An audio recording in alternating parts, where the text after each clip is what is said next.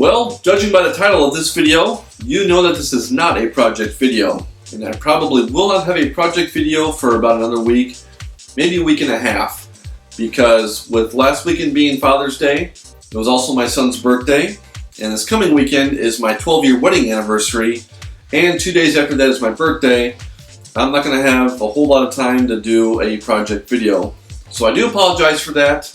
This video is viewer requested based on my last video project. I had some questions about not necessarily the build, but materials and why I did what I did. So I thought I'd take some time and answer those questions.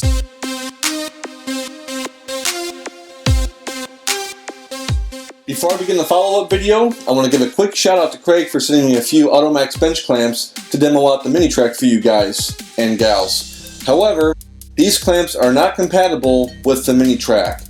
The bolt at the end of the clamp is too large and it will not slide through the Trak. And I didn't know that, and if you knew that, I wish you would have told me that. So what I did to make it compatible with the mini Trak is I swapped the bolt out for a smaller bolt and secured that with a locking nut. And it worked. Well, it slid through the Trak, so in theory it works. Then I went to use it, and after applying very little clamping force, I saw that the clamp pulled up various spots on my Trak. So now I have some nice speed bumps, and it's no longer flush or below the surface, and I'm not too happy about that. Come to find out, the Trak that Kreg recommends to use with these clamps is the universal clamp Trak. And the mini Trak does not fall in the category of universal. And if I were to buy a universal clamp Trak for this worktop to use these clamps on, I'd be looking at over $100. And that ain't gonna happen. So, now we know. And if I remember anything from my childhood, that was half the battle.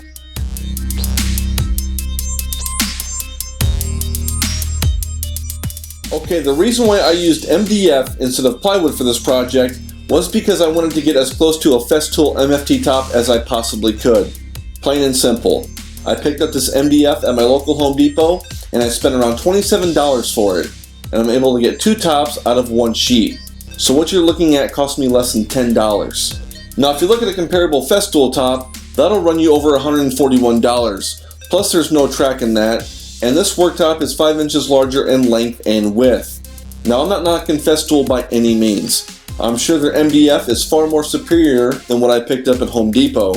And their tops are CNC'd instead of CPB'd. Now the holes may not be perfectly vertical, but I can still use my table clamps and bench dogs with no issues. The Trak on the other hand, well, I haven't been able to use it yet. So I'm going to take a look at Rockler's website and see what they have to offer, and maybe you'll see something in an upcoming video of me actually using this Trak.